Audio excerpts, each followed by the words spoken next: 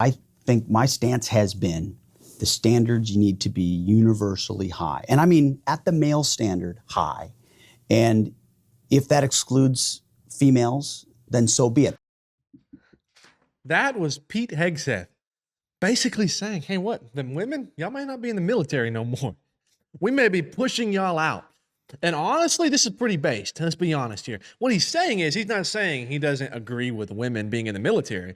He's saying, I agree with the standard that's right here. I don't care who you are. If you can't hit it, you're not good enough because we want the best of the best. And I'm not necessarily a big Pete Hegseth fan. I like some stuff. I dislike some stuff. I do like this. The standards have to be met to get a military that is actually powerful, is actually a force to be reckoned with. That is what Pete Hegseth is saying.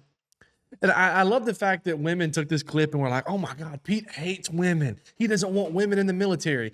I don't even necessarily think that would be a bad idea. And he hits into more of that on the rest of the clip. But I'm your host, Jared Wright. This is The Right Wing. Make sure you hit the buttons down below, like, subscribe, turn the notifications on. I bring you content like this every single day because you need to know what is going on in the world. What's being said? What are the people saying? What are the crazy things happening that they don't want you to know about? And I'm going to be bringing them to you every single day. But let's just dive into this clip so we can see exactly what's going on. Do you think readiness includes the fact that only men should be serving in combat roles? We talked about this recently. I think my stance has been the standards need to be universally high. And I mean, at the male standard, high. And if that excludes females, then so be it. That's not the intent, but it could be the effect. And that's okay. Not because we're seeking to push anybody out, but because, again, the rule in that Quantico speech, I talked about the Department of War golden rule. And I think, and I've asked commanders to remember it in every decision that they make. Do unto your formation that which you would do unto your sons. So if your son or your daughter was in that platoon and they were about to deploy, what would you want? Would you want diversity for diversity's sake? Would you want gender equality for gender equality? No. This is such a great point. This is a point where he's saying if your son or your daughter was on the front line, would you want somebody who was there simply because they were a minority fighting next to your son or daughter, fighting next to you? Or would you want somebody who was there because they are the best, no matter what the color of their skin, the language they speak, the gender they are, their sexuality? I want the best. That's what Pete's saying, because I want the best for your sons and daughters. I want the best for you. I want the best for my servicemen. He's saying, I don't want somebody fighting next to me that's not qualified to be there, whose only reason they're there is because they're a minority of some kind. They need to be physically in shape. They need to be physically capable. You really think you can be 400 pounds and be fighting an actual battle on the battlefield and be doing anything worthwhile? I hear horror stories of people talking about the Air Force and these people who are high-ranking officers who are morbidly obese flying planes. Do you know how much jet fuel that costs for us, the taxpayer, because of the extra weight on the plane? This is a problem. That's what Pete is saying. He says, I don't really care. I'm not making this standard to exclude women. That's not the intent, but it might be the effect. That's an important thing to denote when it comes to Pete. Like I said, I'm not like the biggest Pete fan. This was incredible. I loved what he did here, but let's get back to the rest of this clip. You want the absolute best and most capable, no matter what, to the highest possible standard. That's what I want across the force. And however that shakes out gender-wise or any-wise is of no interest to me. And that's why we focus so directly on standards. And what people don't I think it'll have the entire intended effect. Yeah, and what people don't get to see are all of the women serving who come up to him when he's visiting troops all around the country that say thank you. Thank you for doing that. Because if you do meet that standard, it should mean something. And it dilutes the whole thing. And so they are grateful. How does it apply to, let's say, men who are woefully out of shape who are still in the uniform?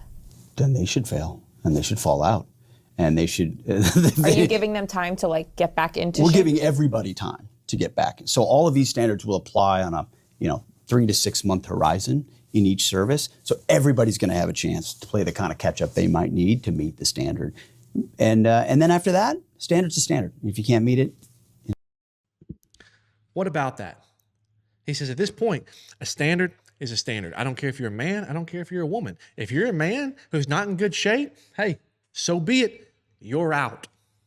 You're done. We don't need you. That's what he's saying. You have to meet the standards to be a part of this military. If we're going to be a powerhouse, if we're going to be a military superpower like we've been in the past, we have to be willing to put standards in place that will push us towards that. The military is not a spot to be safe and be, ooh, I feel so good and cozy. No, you're supposed to be pushed to your absolute limits. What were the warriors in ancient Roman Greece like? Do you think they were soft and like, well, I know I'm a little overweight, officer, but can I still fight? No.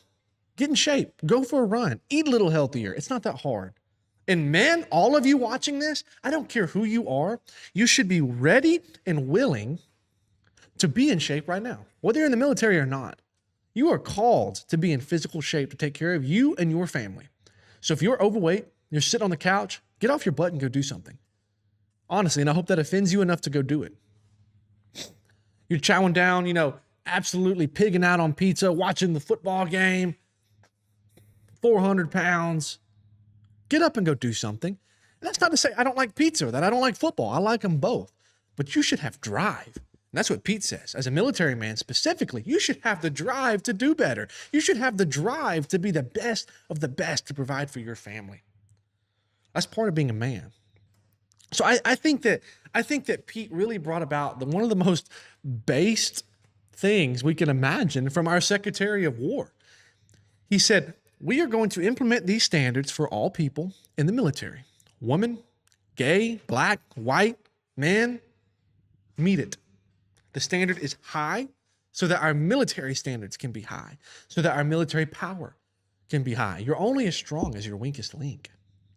So what's the weakest link look like? That's what Pete is saying. He's saying, I want the weakest link to be incredibly strong still. We're going to weed out them. And you're going to give them time. You can't snap your fingers and get in shape. That's part of it. He admits, things have slacked off for quite a while. But we're going to have a little bit of a buffer time for everybody to get back into shape, and you're going to pass PT tests. So our military is going to be strong. We're going to have a lot of strong men and incredibly strong women if they can pass these standards in the military. And I think this is also going to push women to do more of their role, their normal gender role. I'm not against women in the military, but, more or less, your role really is to be at home. So I think this is an incredible sentiment from Pete. That's going to be it for today. I'm Jared Wright. This is The Right Wing. Hit all the buttons down below if you haven't already. Like, follow, subscribe, notifications, hit them all. I bring you content like this all the time because you deserve to know what's happening in the world. You deserve to know that. You should know that. I'm going to make it easy to find every single day. Hope you have a great day.